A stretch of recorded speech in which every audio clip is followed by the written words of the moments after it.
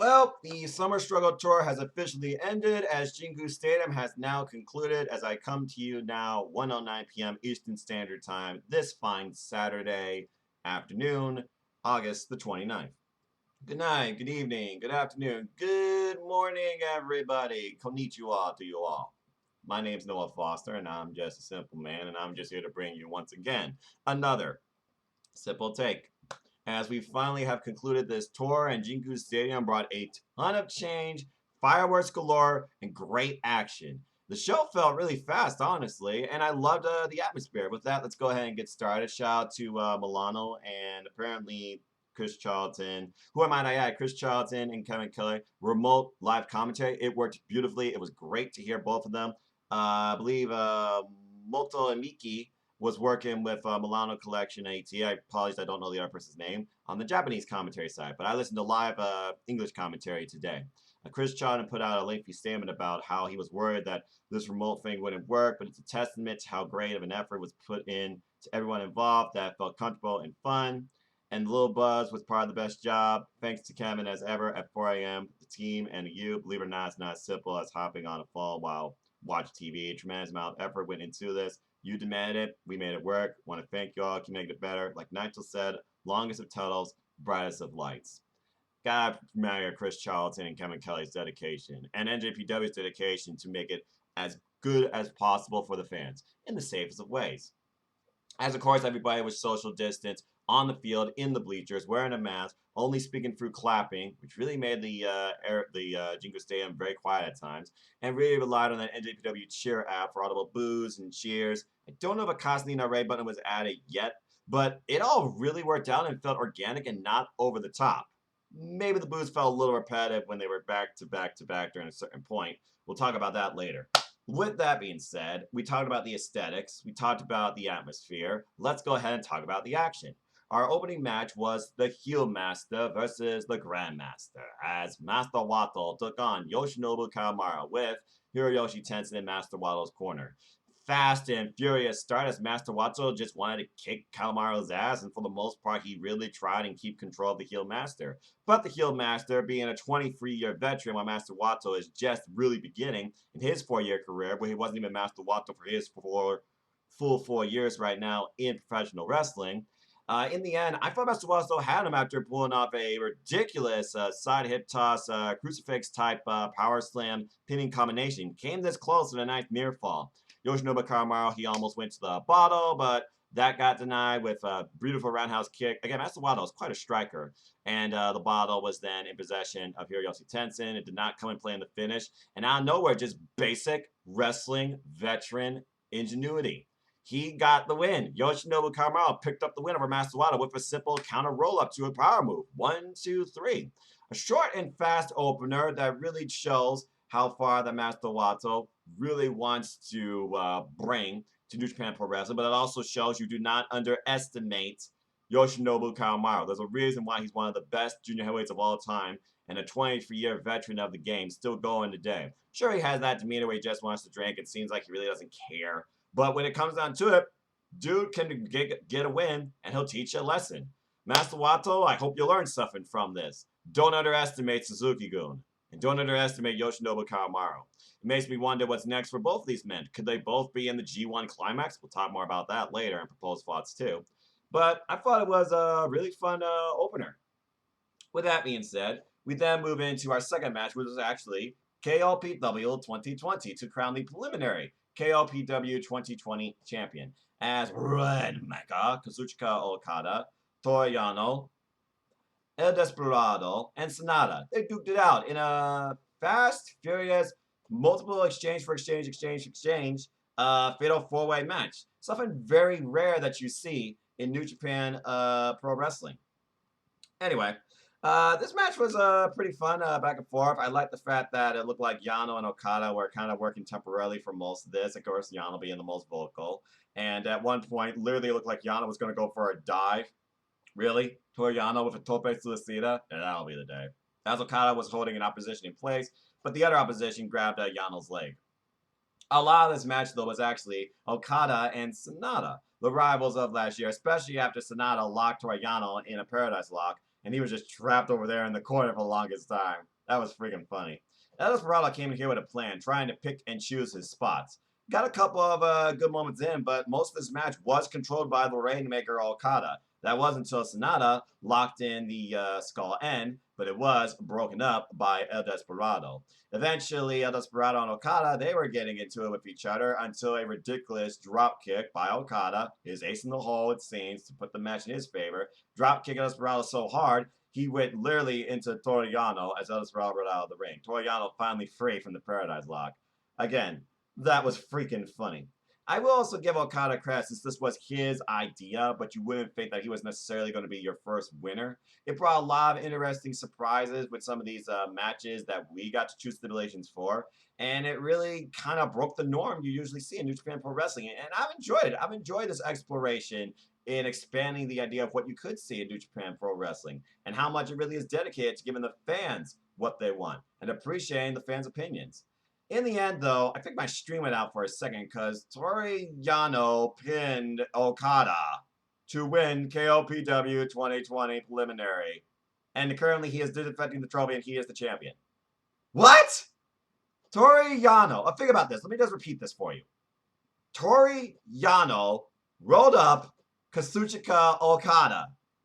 After I looked at the feed, though, he did give him a low blow. But Toru Yano, of all people that faced Okada for the last year practically and could not beat the guy, Toru Yano did it! And Okada respects game. There's a reason why Toru Yano has him in chaos.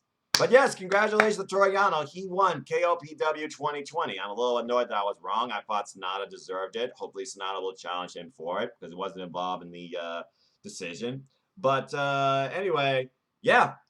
Toru Yano, Lobo Okada rode him up and got the win, and Toru Yano is your KOPW 2020 preliminary champion. Congratulations to him. I can only imagine what sort of craziness is going to run through his mind to bring forward to the fans, and who will be first to challenge him. In my opinion, it would not surprise me if it was one of these two very men that did not get involved in the decision, Sonata or El Desperado.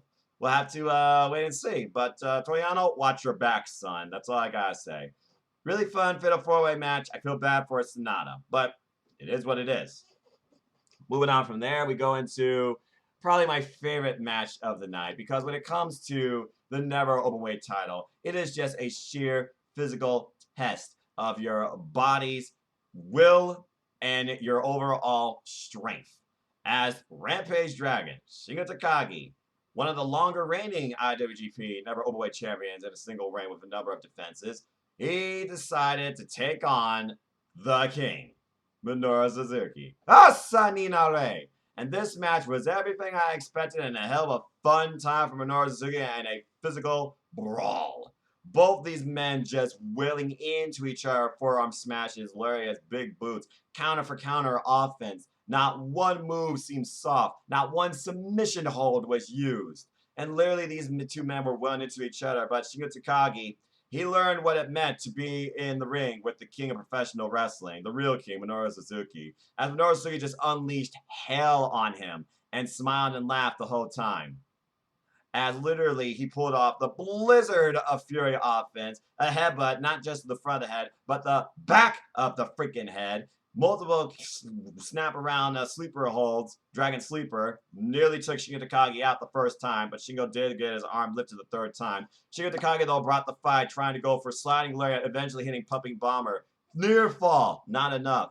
As Minoru Suzuki tries to go for the God style prior for the first time, that gets countered into Made in Japan. Not enough. The only moves that Shingo Takagi did not get to try and see if he could beat the King with here, because he didn't get to pull them off, was Last of the Dragon and Noshigami. But it didn't matter because, again, in the end, the King, ladies and gentlemen, prevailed as our new Never Openweight champion. After a ridiculous exchange of offense, with I said the two headbutts, the freaking... By the way, Shingo Takagi pulled off his 3-move combo. I love that move. So many clotheslines.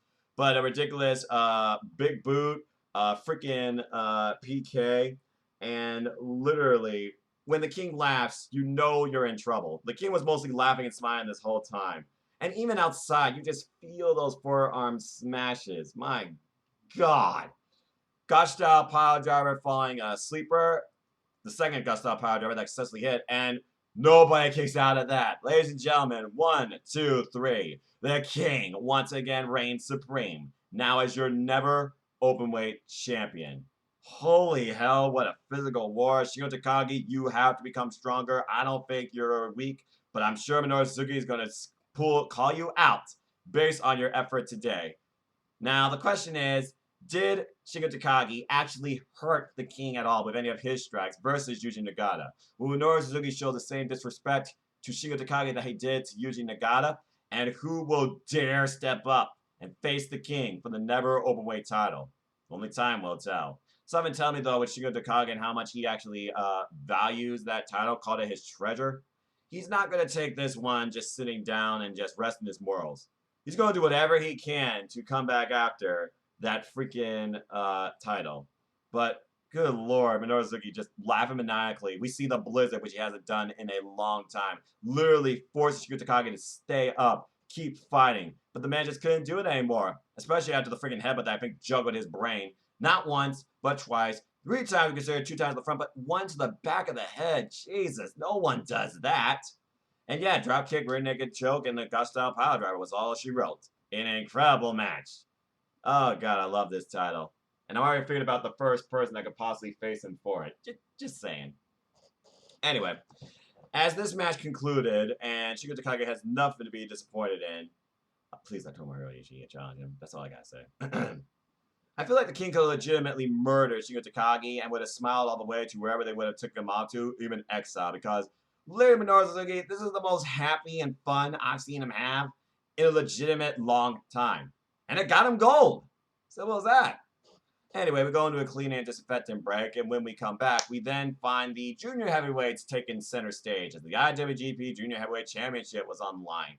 As ticking time bomb, Hiromu Takahashi defended his title, nowhere near 100%, I might add, against a very game, very on point, very 100% in control, was ready for everything here. Bone Soldier, a Bullet Club, and the strongest member, I might add, so far going in Japan, Taiji Ishimori. This match was fast and furious from the get-go. 0 to 100 as soon as the bell rang as Hiromu Takahashi went straight forward on offense. But, unfortunately, the target was there.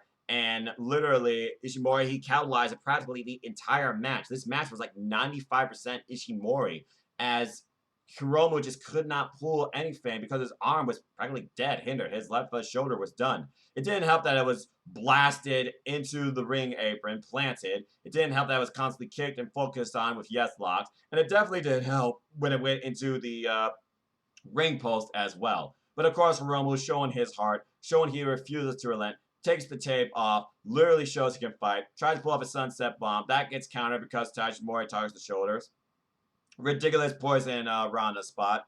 Reverse bloody cross for a near fall. And in the end, Hiromu Takahashi, his body just couldn't take it anymore as a second yes lock towards the end, following a countered reverse bloody cross. He did pull off the time bomb, though, to his credit. Just couldn't pull off time bomb, too. That might have been the difference maker. But Hiromu, sorry, Daryl. Sorry, Cindy. He taps out. Ladies and gentlemen, Ishimori is once again the IWGP Junior Heavyweight Champion. I felt this match did not necessarily surpass their first performance, but they certainly tried. But again, Hiromu, he just couldn't put it all together here. Ishimori was just on point. He did his homework. And again, hindering Hiromu, it all played in his favor. I can only imagine how Hiromu feels about this now that he lost Mr. Belt, but I can also see optimistically this might mean he will focus now on the heavyweight division, and maybe eventually we will finally get that match people wanted since the anniversary show that got canceled. Hiromu Takahashi versus Tetsuya Naito. With only time will tell. And as far as Ishimori goes, he now leads his division, brings more power to Bullet Club. Who knows who's going to step to him first? We'll have to wait and see. Good grief, that was a ridiculously brutal affair, too. And again, Ishimori practically not even hurt once. Okay, moving on from there, we go into new hybrid feed now. Golden Age truly is a team, as the ace of New Japan, Hiroshi Tanahashi, and partner Koda Ibushi, they enter Jingu Stadium to take on my boys in Suzuki-gun, the Dangerous Takas, for the IWGP Heavyweight Tag Team Championships. as Taiji graces us with his voice. Even outdoors, his voice just reaches the envelopes of everywhere. And Zack Sabre Jr., who was not impressed at all by the pyrotechnics, if you couldn't tell. And these four, they had a hell of a tag team bout. Golden Age looking the strongest they've been since Dangerous Tekkers got the titles. Really, the match was in their favor most of the time. Literally countering their offense from the Dangerous Tekkers when they were trying to dragon screw the hell out of the Ace's legs. Both of them received dragon screws for their own troubles. Good grief, that's got to be such a nasty move. I can only imagine feeling that using with the fact how long I walk and use my legs. Anyway, there was a nice kickoff exchange, of course, between Taiji and Kota Ibushi one point in this match. Again, these two, I could see these two just kick each other all day, but it wasn't until a jumping high kick dropped Kota Ibushi where he stood. Damn. And then Zack Sabre Jr. tries to tie up the Ace in a submissions hold, but Kota Ibushi, he finally comes in, and when I feel we're going to get shades of G1 Supercar where he's literally about to trap his arms, Kota breaks up the submission hold. Eventually, though, the pants come off, literally thrown into the analogs of the standings. And this match just went from 10 to 11 as Taiji Shimura did everything he could, even trying to pull out the Iron Glove at one point. That got kicked out of the ring by Kota Ibushi. And literally, the match was in favor of Dangerous Tekkers from the beginning, though, after that ridiculous backdrop. That's Aida suplex. God, on the Ace's neck. That's just freaking dangerous. Anyway, as it seems like the match was finally going in Golden Ace's favor with the team combination and Kota Ibushi controlling Taiji on the outside, the Ace finally does go for the high five flow, pulls off, folds Zack Sabre Jr. over, does not go for the cover. Instead, he tries to go for it again, and Zack Sabre Jr. was out of the way. Zack Sabre Jr. then calls his partner in, who gets in, and they pull up their tag team offense, Dangerous Tekkers does, the Zack Mephisto, and 1-2, hindering Koda from breaking the fall this close. In the end, Dangerous Tekkers, they got the job done. They retained the IWGP Heavyweight Tag Team Championships. And it wasn't by hook or by crook either. It was clean in the middle of the ring. And I'm very happy for that because I feel there's huge potential with Dangerous Tekkers as champions. Golden Ace right now, they are rebuilding something new within themselves. They don't need the gold right now this soon. And again, I know the Ace, I know Koda, they're disappointed, but it isn't like the Ace hasn't overcome adversity before. And with G1 Climax right around the corner, both these men I can see being involved in this, but I see the Ace being involved in a different way, and he will more so be supporting Koda to try and win this. As again, he wants Koda to ascend past him. Very amazing tag team title bout. Dangerous Tekkers, they prevail. We'll see who's next for them. But don't bet against Suzuki-gun, who now holds very strong power with their King as champion and with the Heavyweight Tag Team Championships. Now, we just need to figure out the IWGP Junior Heavyweight Tag Team Championships, since Sho has finally relinquished the title in the name of Punky 3K. There are no champions for the Junior Heavyweight Tag Team division. So, who could take it? We'll have to wait and see. Very good match. Which leads us into our main event for Double Gold. As from 21 years ago, when a kid that wanted to be a professional wrestler looked on from the stands, and now he main evented tonight. Through darkness, he had to be the light. He comes out in full white. It is, of course, leader of Los Ingobernables de Japón, Tetsuya Naito, taking on Evil, the leader of Bullet Club in the era of darkness, as literally when he was coming out, it was pure black. Nice aesthetic. And of course, he had Dick Togo in his corner with a spoiler maker. And this was a very competitive match, but it felt weird. It felt like I was stunning the match mostly, with the crowd only really reacting via clapping when they got a moment in that Naito was in control. And Naito, he really garnered a lot of control in this until Evil fell back on his ace in the hole besides Dick Togo, who was basically trying to be isolated by Naito. But again, an exposed turnbuckle corner multiple times will put the match in your favor, and it did. These men fought in and out of the ring, but again, these two know each other so well. There was no tranquilo here, but there were multiple times that Evil was smiling, thinking that he knew he had Naito's number. He could beat Naito. Everything was going his way. His reign was only beginning. And honestly, it was, as he pulled out every trick in the book. And I think this is the first time that I've actually heard Red Shoes. By the way, nice ingenuity by Naito, stopping the first ref spot, it seemed, when he was about to run into Red Shoes. But then Evil out of nowhere just kind of pushes Red Shoes in the corner. And I think Red Shoes audibly said, "What the hell?" Now, can you imagine how many times he's actually said that and we haven't heard it? Anyway, Red Shoes out of order. All hell breaks loose with Dick Togo coming out, literally trying to be a difference maker again and just destroying a Naito. And we just hear the audible boos and boos through that app.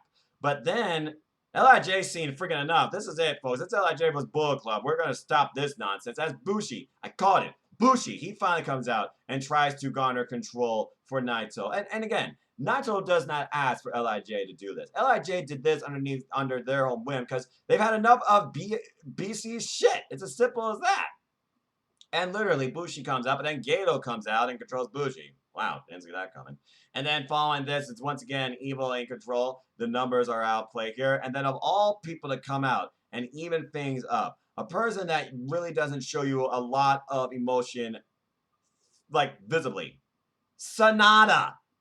Evil's former partner comes out and literally takes care of both Dick Togo and Gato. And Bushi and Sonata literally get rid of the trash after it seems Dick Togo was about to choke out Naito. And literally it comes back down to one-on-one. And these two pulled everything off on each other. As Evil thought he had the win once with a Darkness Falls and a Ref Assist move, impromptu.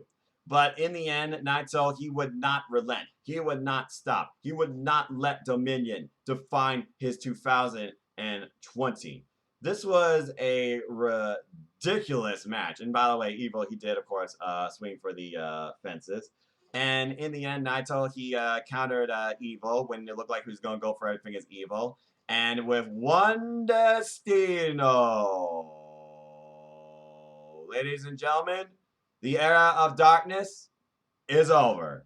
Tetsuya Naito is once again your IWGP Heavyweight and Intercontinental Champion. All is right with the world. The light has pierced through the darkness, and LIJ is back in control of the double gold. And this nightmare that New Japan Pro Wrestling has been dealing with is over. It's as simple as that. Naito did it. An absolutely amazing physical match. I think it went longer than the last one, which was 38 minutes. I'm sure Milano was extremely happy. And everybody, of course, was celebrating, climbing galore, as Tetsuya Naito. He basically led us out of here with a message of hope, encouragement, and tenacity.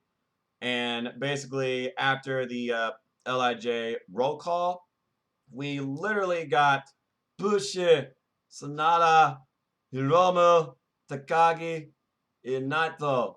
Nosotros, los ingobernables de Japón. And we see a beautiful visual of Naito in the tranquilo position with the belts in the ring as fireworks engulf the stadium on this beautiful night, concluding this tour. What a moment. What a sight. What an amazing show, by the way, too. Again, the man has faced it all, triumph and success, though. All is right with the world. And now we think about what's to come during New Japan Road besides the reveal of the G1 Climax blocks, which were not even disclosed during the show. Just the schedule during the decleaning and disinfecting break. With that being said, I thoroughly enjoyed this show. Practically every title changed except one. I thought we were getting a repeat of Wrestle Kingdom 13, if y'all remember that. And with that being said, great ending. I'm sure Abel's pissed. I'm sure Jay White's annoyed. Or maybe Jay White saw this, and now you wonder what this means for Evil and Bullet Club. Is he going to be thrown out just like that? Was he just a mere moment? We'll have to wait and see. But it was really, really good to see Naito back with the 2 belts. I called it. I'm glad it happened. All right. So let's go ahead and briefly look at some thoughts here. Yano blessing the TL, disinfecting the trophy. Yano is just absolutely ridiculous. Ishimori is just like it's now the Bone Lock, apparently, as we learn. Apparently, he officially tweeted that. And yeah, it looks like we don't really have much more besides that. We'll have to wait and see what the backstage interviews were as I look at Chris Charlton's Twitter. And again, thank you, Chris Charlton and Kevin Kelly, for providing us live English commentary through remote means. It worked out pretty well, in my opinion. And that's it, folks. The Summer Struggle Tour is officially over. We now have a little bit of a break to rest before New Japan Road begins. And I believe that begins on September 5th, if I remember correctly. But again, most importantly, G1 Climax, it begins Saturday, September 19th. So the number one thing you just need to look forward to is who will be in each block. And apparently, according to what I read, this is just a rumor, but it sounds like it's true, Will Ospreay might be returning for G1 Climax too. So we'll have to wait and see. It's a new beginning for New Japan Pro Wrestling on a number of fronts. And how will the Golden Aces move forward from here? Only time will tell. Thank you so much for tuning in to this simple take. You want to know more about me? Know this. I'm just a simple man and a lifelong fan of wrestling. Twitter, Instagram, YouTube, PlayStation, and Foster1916. YouTube URL is youtube.com/Noah Foster210.